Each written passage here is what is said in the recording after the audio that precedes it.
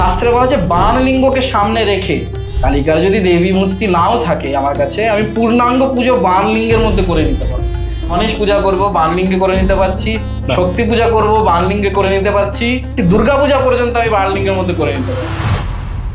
বাণলিঙ্গকে স্বয়ম্ভু শিবলিঙ্গ কেন বলা হয় এবং তার ইতিহাসটা যদি একটু আমাদেরকে বোঝাও। পৌরাণিক ব্যাখ্যায় যদি যাই তাহলে বাণাসুরের নাম আসছে সবার প্রথম। বাণাসুর যে লিঙ্গের অর্চনা করেছিলেন তাকে আমরা বাণলিঙ্গ বলছি।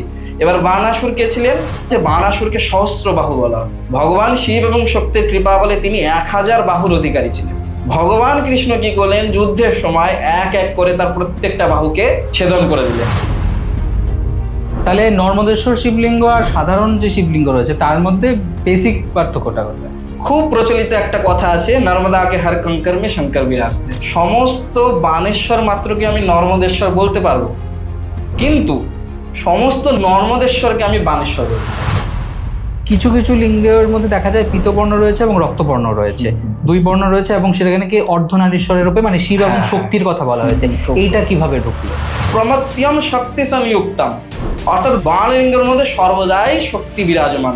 শক্তির আবাহনেরও সেইখানে প্রয়োজন পড়ছে না। শুদ্ধ বাণলিঙ্গ বা নর্মদা লিঙ্গ অভিষেক করার পরে খুব তাড়াতাড়ি জল চুষে সঙ্গে সঙ্গে শুকিয়ে যাবে, এরকম আর কি অবস্থা। একটুখানি তুমি অভিষেক করালে সঙ্গে সঙ্গে মনে হচ্ছে জলগুলো সে টেনে নিল। কেন টেনে নিল? এবার আরেকটা ভুল সবাই করে থাকে, যে বাড়িতে অল্প একটু গঙ্গা জল আছে, এই 1 ঘটি আমি একটুখানি জল নিলাম, তার মধ্যে একটুখানি গঙ্গা জল দিয়ে দিলাম, তার মানে পুরোটাই গঙ্গা জল হয়ে শুদ্ধ হয়ে গেল। শাস্ত্রে এটাকে বলা হচ্ছে নর্দমার জলের সমান।